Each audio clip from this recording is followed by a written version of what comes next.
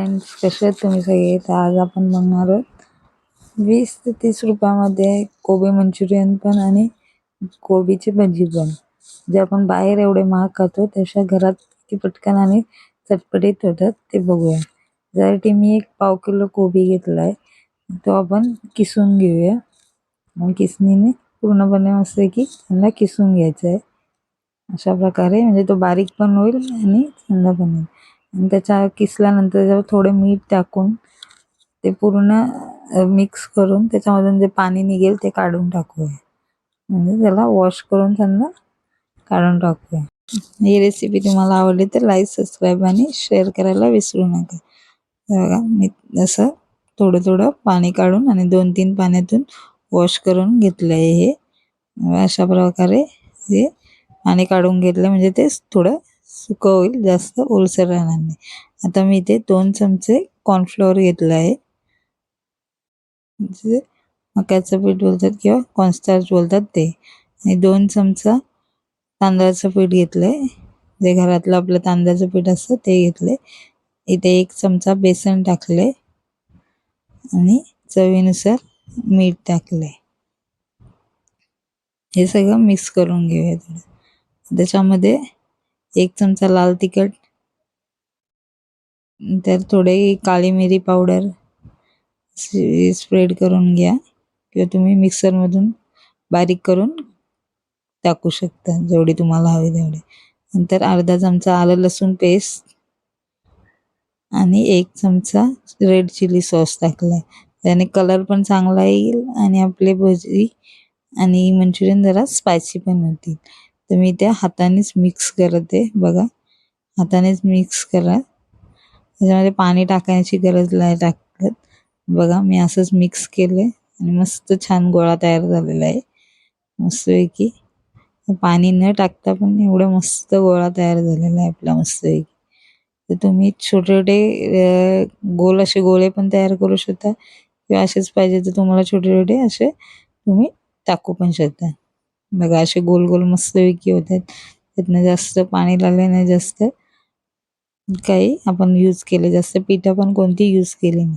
इथं मी थोडे गोल केलेत आणि काही असेच बनवणार आहे भजीसारखे, म्हणून हे मंचुरियनसाठी असे गोलमध्ये केलेत आणि ते आता गरम तेलात मी फ्राय करून घेते.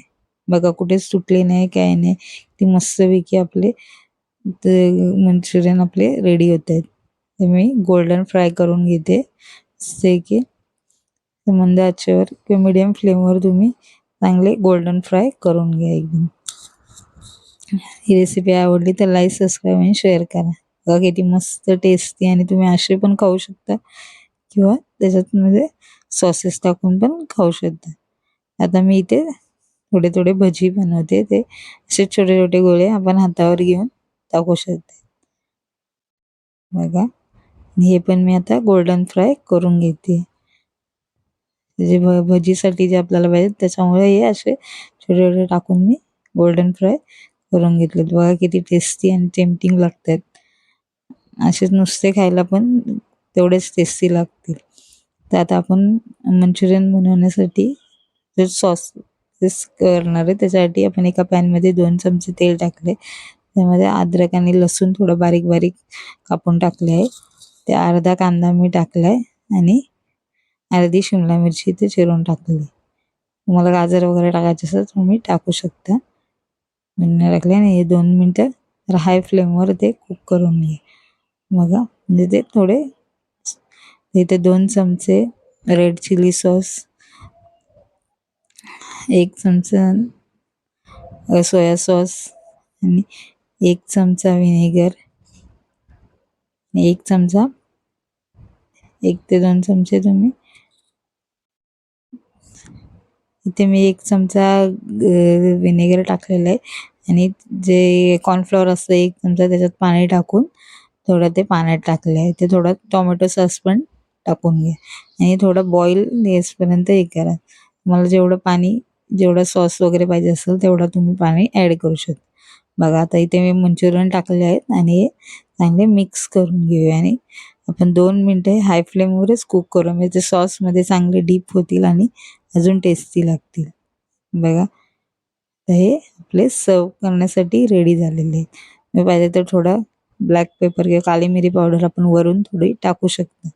बघा इथे मी सॉस बरोबर हे मंचुरियन भजी दिलेले आहेत आणि हे सॉस बरोबर आपण किती कुरकुरीत आणि किती मस्त झाले. तेव्हा जर तुम्हाला असे मंचुरियन नसेल बनवायचे फक्त हे भजी पण बनवू शकता. आणि हे मस्त असे आपले मंचुरियन घरच्या घरी रेडी झाले. तेव्हा पाव किलो किती झालेत बघा.